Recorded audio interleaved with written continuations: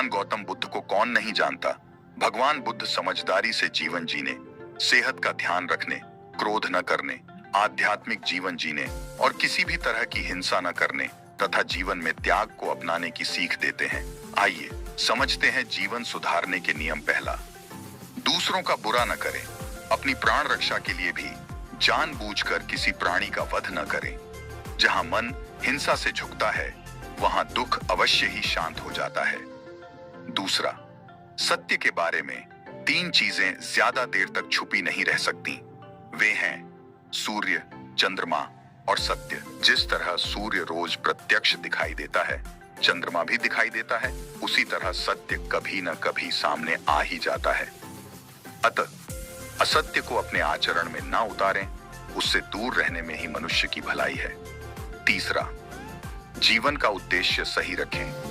जीवन में किसी उद्देश्य या लक्ष्य तक पहुंचने से ज्यादा महत्वपूर्ण उस यात्रा को अच्छे से संपन्न करना होता है। चौथा, प्रेम का मार्ग अपनाएं। बुराई से बुराई कभी खत्म नहीं होती। घृणा को तो केवल प्रेम द्वारा ही समाप्त किया जा सकता है। ये एक अटूट सत्य है। खुद जैसा औरों को समझना। जैसे मैं हूं वैसे ही वे हैं और जैसे वे हैं वैसा ही मैं हूं। इस प्रकार सबको अपने जैसा समझकर न किसी को मारें न मारने को प्रेरित करें।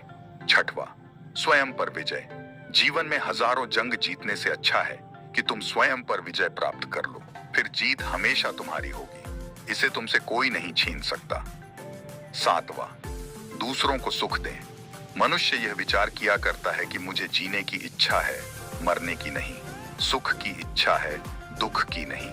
यदि मैं अपनी ही तरह सुख की इच्छा करने वाले को मार डालूं तो क्या यह बात उसे अच्छी लगेगी? इसलिए मनुष्य को प्राणिघात से स्वयं तो विरत हो ही जाना चाहिए, उसे दूसरों को भी हिंसा से विरत कराने का प्रयत्न करना चाहिए। आठवां, बैर भाव न रखें। बैरियों के प्रति बैर रहित होकर हम कैसा आनंदमय जीवन बिता रहे हैं। बैरी मनुष्यों के बीच अबैरी होकर विहार कर रहे मैं। नौवां, पशु हिंसा से बचें। पहले 3 ही रोग थे, इच्छा, क्षुधा और बुढ़ापा। पशु हिंसा के बढ़ते बढ़ते वे 98वें हो गए। ये याजक, ये पुरोहित निर्दोष पशुओं का वध कराते हैं, धर्म का ध्वंस करते हैं। यज्ञ के नाम पर की गई यह पशु हिंसा निश्चय ही निंदित और नीच कर्म है। प्राचीन पंडितों ने ऐसे याजकों की निंदा की है। 10वां, चर्म धारण न करें। भगवान बोले, भिक्षुओं, महाचर्मों को, सिंह, बाघ और चीते के चर्म को नहीं धारण करना चाहिए। जो धारण करे उसे दुष्कृत का दोष होता है।